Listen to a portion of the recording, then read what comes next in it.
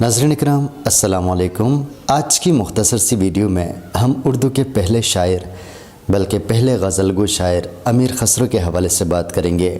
جیسا کہ ہم جانتے ہیں کہ اردو غزل کے حوالے سے چند نام ہمارے سامنے جو آتے ہیں ان میں امیر خسرو اور ولی دکنی کے نام بھی ان میں شامل ہیں، اور زیادہ تر جو ناقدین ہے ان کا خیال ہے کہ اردو کا جو پہلا غزل گو شاعر ہے وہ امیر خسرو ہے۔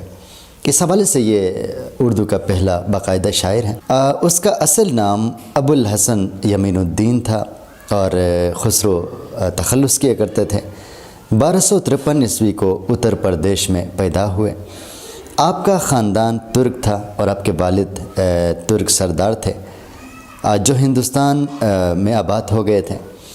ان کی والدہ ہندوستانی تھی۔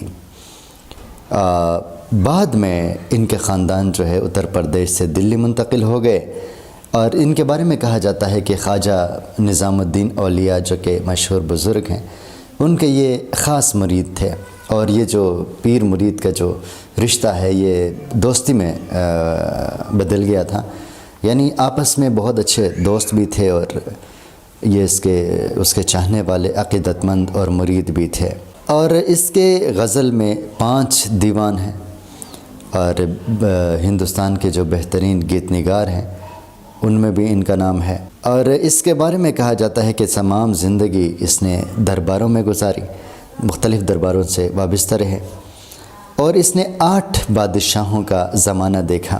اور ان کی تصنیفات کے بارے میں کہا جاتا ہے کہ اس نے تقریباً 99 اس کی تصنیفات تھیں، اور فارسی کے بہت ہی بڑے شاعر تھے، اور اس کے علاوہ ہندوی جو اردو کا پرانا نام بھی ہے اس میں اس نے شاعری کی، اور پنجابی زبان میں بھی شاعری کی۔ اس کی شاعری کی خصوصیات کی بات کی جائے تو ایک تو یہ پرگو شاعر تھے۔ پرگو کا مطلب یہ ہے کہ بہت زیادہ شاعری کرتے تھے، اور اسی لیے تو اس نے 5 دیوان چھوڑے ہیں اور 99 اس نے تصنیفات کی ہیں۔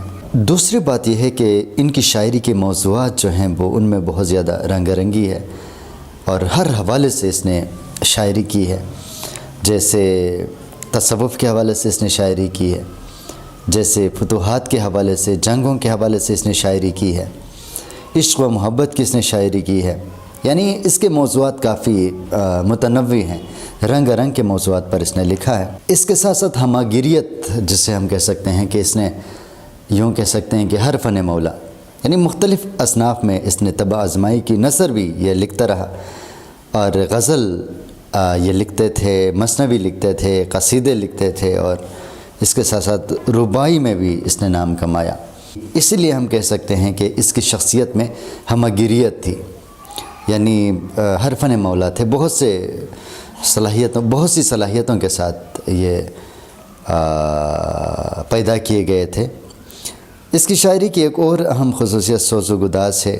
جس طرح ہم جانتے ہیں کہ سوز درد کو کہا جاتا ہے، غم کو کہا جاتا ہے، اور گداز جو ہے وہ پگھلانے کی کیفیت، یعنی اس کی شاعری میں درد بھی تھا، سوز بھی تھا، اور دوسروں کو متاثر کرنے کی قوت بھی تھی، پگھلانے کی کیفیت بھی تھی، اور جدت اسلوب بھی اس کی شاعری کی خوبی ہے۔ اپنے عہد کے حوالے سے اس کے اسلوب کو اگر دیکھا جائے تو اس میں جدت ہے، یعنی اس نے جدید اسلوب اپنایا، اور تشبیہات کا استعمال اس کی شاعری میں کافی زیادہ ہے، چاہے فارسی شاعری ہو، چاہے پنجابی شاعری ہو، یا ہندوی شاعری ہو، اس میں اس نے تشبیہات کا بے دریغ استعمال کیا ہے، بہت زیادہ استعمال کیا ہے۔ اور منظر کشی میں اس کے بارے میں بتایا جاتا ہے کہ منظر کشی میں یہ مہارت رکھتے تھے۔ اس کی شاعری کو اگر دیکھا جائے تو کوئی بھی منظر ہو اس کو بڑے اچھے انداز میں بیان کرتے ہیں۔ معاملہ بندی، جیسے کہ ہم جانتے ہیں کہ محبوب سے بات کر لینا، براہ راست محبوب سے راز و نیاز کی بات کرنے کو معاملہ بندی کہتے ہیں۔ اس کی شاعری میں معاملہ بندی کی خصوصیت بھی موجود ہے۔ اور جس طرح میں نے آپ کو بتایا کہ گیت نگار تھے مشہور، تو اس حوالے سے اس کی شاعری میں بھی موسیقیت اور ترنم کی فضا پائی جاتی ہے۔ اس کی شاعری کی ایک اور خوبی بیان کا تسلسل ہے، یعنی اکثر غزلوں میں اس نے کسی بھی حوالے سے اگر کوئی مضمون باندھا ہے اس کا تسلسل برقرار رکھا ہے۔ مثال کے طور پر اگر کسی غزل میں اس نے محبت کی بات کی ہے، عشق کی بات کی ہے، تو تسلسل کے ساتھ اس موضوع کو آگے بڑھایا ہے۔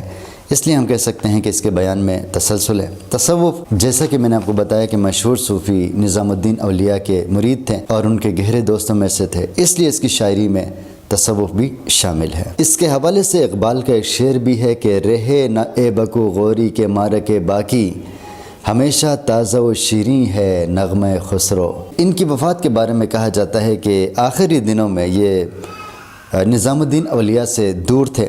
جب اس کو نظام الدین اولیاء کی وفات کے بارے میں علم ہوا تو بہت بے چین ہو گئے اور انتہائی بے چینی میں وہ نظام الدین اولیاء کے شہر پہنچے۔ اس کے پاس جو کچھ بھی تھا اس نے وہ لٹا دیا اور اس کے غم میں گلتے رہے، اس کے غم میں سوگ مناتے رہے، ماتم کرتے رہے، اور کوئی 6 مہینے بعد یہ بھی 1325 عیسوی کو اپنے خالق حقیقی سے جا ملے۔ تو ناظرین اکرام، یہ تھا ایک مختصر سا تعارف اردو کے پہلے غزل گو شاعر امیر خسرو کا۔ تو انشاءاللہ کسی دوسرے شاعر کے ساتھ ہم دوبارہ حاضر ہوں گے۔ اللہ حافظ۔